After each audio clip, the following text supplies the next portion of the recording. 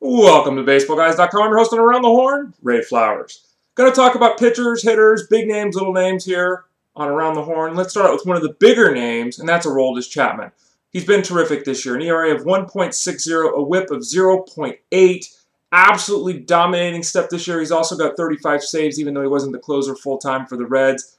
Hit a little bit of a speed bump, though, of late. His last two outings, not very good results. Last night, on Monday, 7 of 23 pitches were strikes. The doctors checked him out and said, look, everything physically seems to be okay, but he is experiencing some fatigue in his shoulder. In fact, his average fastball velocity on Monday night was 93-94, a good 5 miles an hour below where he likes to sit, and 3 to 4 miles an hour below where he normally sits. So the Reds might do the smart thing here, and that would be shut him down for a couple of days. There's nothing, again, significantly wrong with the shoulder that they can find right now. No one is overly concerned, but they think he's probably worn down a bit. Don't be at all surprised to see him pulled out of that ninth inning role and rested for a couple of days this week. Those of you in weekly head-to-head matchups, keep that in mind. A guy like Jonathan Broxton or Sean Marshall probably more likely to pick up saves the rest of this week than Aroldis Chapman. Lance Berkman, he's done for the season after only 88 bats because of the knee. He's going to have operation on it yet again. And now the specter of his career being over is at the forefront for this slugger, who, by the way, is one of the greatest switch-hitting performers in the history of baseball. 4th all-time among switch hitters in home runs, 12th all-time among switch hitters in RBIs, and 25th in runs scored. Lance Berkman has had a tremendous career to this point. Now, the 36-year-old will be 37 at the start of next season, has the option of potentially going back to the Houston Astros next year. How does that make any sense? Don't forget, the Astros are going to the American League next year, so there's a chance Lance Berkman could go back to the Astros in DH for the club that he played for so many years. That's obviously getting ahead of ourselves. We don't know if he's going to continue his playing career or not. He's mentioned wanting to go back to school to finish his degree and potentially help coach at Rice University. We'll have to wait and see. One last fact with Berkman, one of the greatest switch hitters of all time. Here's about all the proof you need despite the numbers I already gave you. In the history of baseball, for a switch hitter, minimum 3,000 at-bats, Lance Berkman is number 2 all-time in on-base percentage at 409, and he's number 2 all-time in OPS at 953. The only switch hitter in the history of baseball with a minimum of 3,000 at-bats who has a better on-base percentage and a better OPS than Lance Berkman is the one and only Mickey Mantle. Kyle Kendrick. Kyle Kendrick has been killing it. Now, I don't know who Kyle Kendrick thinks he is. He apparently thinks he's Roy Halladay, but of late, the guy has been absolutely dominating on the hill for the Phillies. Over his last 6 outings, he's allowed 7 earned runs. His strikeout-to-walk ratio is better than 4.7 to 1. He is just rolling, folks. He's just getting it done. He's locating his pitches and having a tremendous amount of success. Now, we see pitchers do this all the time, especially these guys who are more touch-and-feel kind of guys than big power arm type of pitchers. They get locked in, they hit their spots, they have a lot of success. Could Kendrick continue to do that the rest of this season? He absolutely could continue to do that the rest of this season.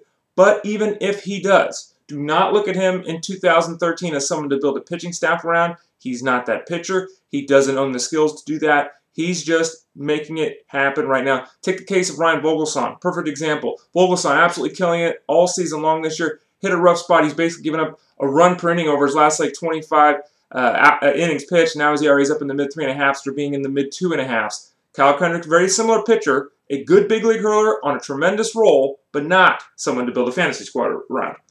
Gio Gonzalez is a pitcher to build your fantasy squad around. He has been absolutely on fire for the Washington Nationals. His 19 victories lead baseball.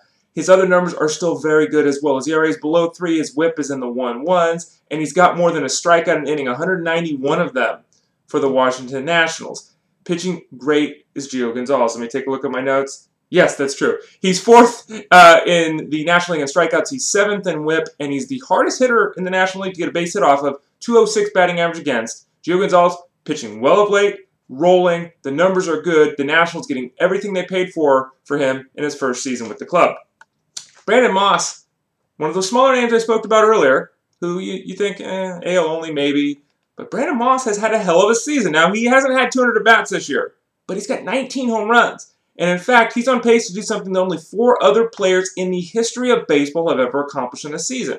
Right now, he's got 19 home runs and 217 plate appearances. In history of baseball, 4 times only has a player had 275 or fewer plate appearances and hit 20 long balls. The last to do it was Mike Napoli, who had 20 home runs and 274 plate appearances in 2008.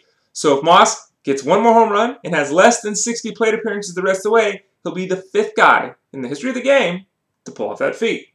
Maybin, Forsythe, 2 guys with the Padres absolutely doing a great job, and I've said absolutely like 5 times on the video today. I'll say it one more time. Absolutely killing it for the Padres. Maybin has 25 steals after 40 last year. He's not getting to that level again, but helping out in that category still. Now, though his batting average is .245 for the season, he's been much, much better in the second half, hitting over 300 in the second half of the season. And in April, or in May, in June, and July, and September, 368. I don't know why I bother looking at my notes. I seem to do worse when I look at my notes than when I just talk. And for those of you that wonder, by the way, I'm not reading some magic scoreboard up. I've got a little piece of paper in my lap that I look at from time to time.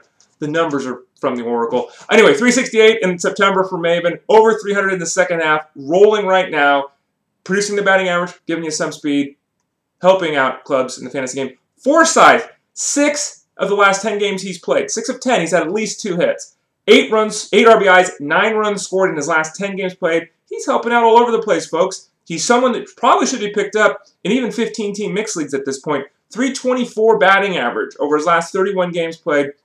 Help you out. He's only qualifying at second base right now, but he can help you out at that spot, help you up the middle. Guy that has moderate power for a guy in an NL-only league. In a mixed league, he is lacking there. Though the batting average, very, very impressive right now for the Padres. And then finally, Wandy Rodriguez, and impressive. Not something I thought I would ever say, but guess what? It's actually happened since he joined the Pirates. Now, 3.57 ERA, 1.23 WHIP in his 9 outings with the Pirates. Those numbers, those are career kind of numbers for Wandy Rodriguez. Nothing exciting there, but he's turned the corner of late. His last 5 appearances, his ERA is under 2, his WHIP is under 1, and all of a sudden, he is rolling. He's looking good. He's giving the Pirates the type of infusion of talent they were hoping to get when they brought him over from the Astros. I myself dropped Wandy Rodriguez about a month and a half ago, got tired of his act, but guess what? I missed out in some leagues on that. Luckily, in my NL league, I held on because, again, he has been very, very impressive for the Pirates for the last month. I'm Ray Flowers, BaseballGuys.com. Thanks for joining me on Around the Horn. I'll try to get rid of my notes and pay more attention when I do the next video. I'll talk to y'all again soon.